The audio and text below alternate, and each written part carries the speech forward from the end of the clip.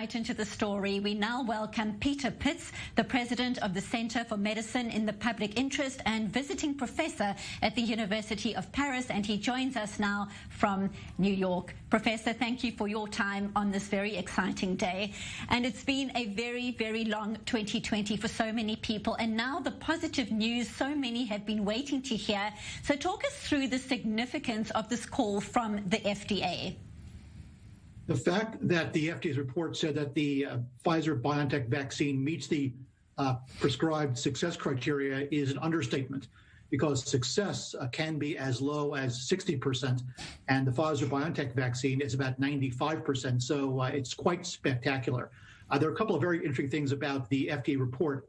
It calls out that the side effects, the mild side effects, headaches, muscle fatigue, joint pain, sight, soreness, the same type of thing you get with, for example, the flu vaccine, is actually less severe in a population of 55 plus. So it looks like it might actually be a little bit safer for an older population, and that's really important.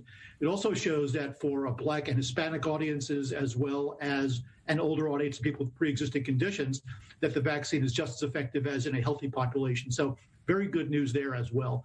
The FDA is going to hold an advisory committee hearing on Thursday with a panel of experts where they will discuss this report from the FDA, as well as the data submitted by Pfizer and BioNTech. And I hope that as early as the end of this week, we'll have an emergency use authorization from the FDA for this vaccine, which means it can be used for priority audiences right away. And a week after, a similar type of hearing will be held for the Moderna vaccine, and I think that they'll get the same green light relative to an EUA. So a lot of good news these days on this side of the Atlantic.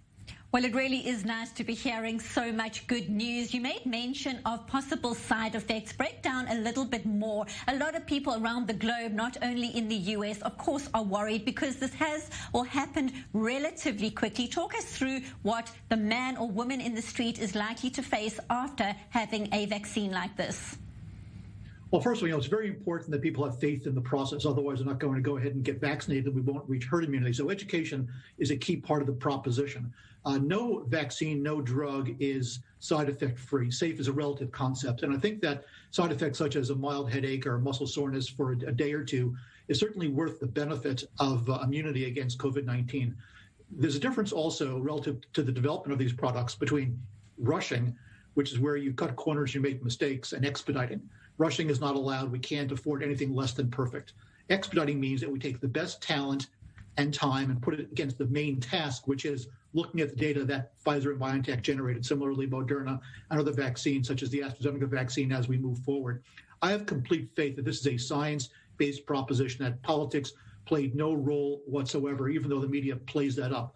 This is a science-based proposition. The FDA did not have anybody who has any links to the administration look at the data. It's 100% done by career public health officials. So again, my faith is there, and the key for the public is getting vaccinated for yourself to protect yourself is incredibly important, but it's equally, if not more important, to get vaccinated because it protects your family, your community, every state in the union and our country and the world for that matter. So vaccinations is incredibly important, not just for any one individual, but for us as an entirety relative to society.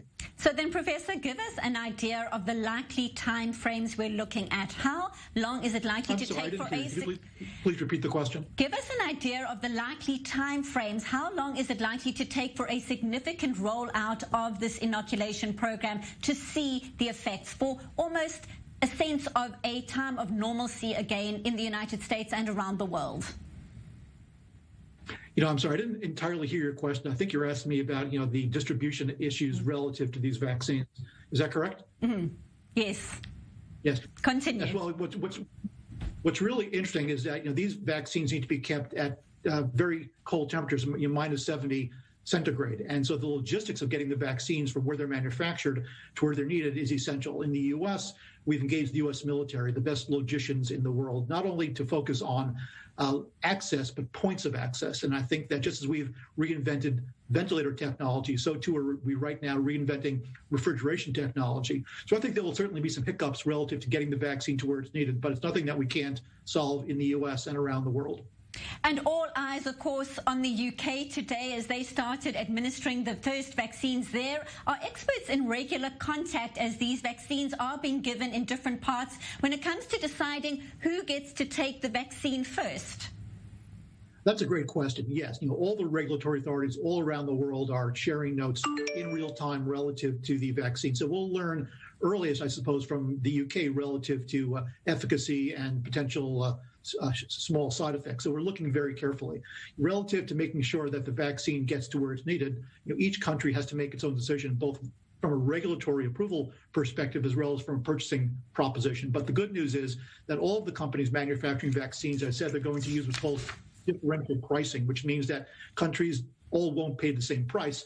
Those that can afford to pay more will. Those that need to pay less will as well. So there's a fair amount of equality relative to distribution and pricing going on. So more good news there.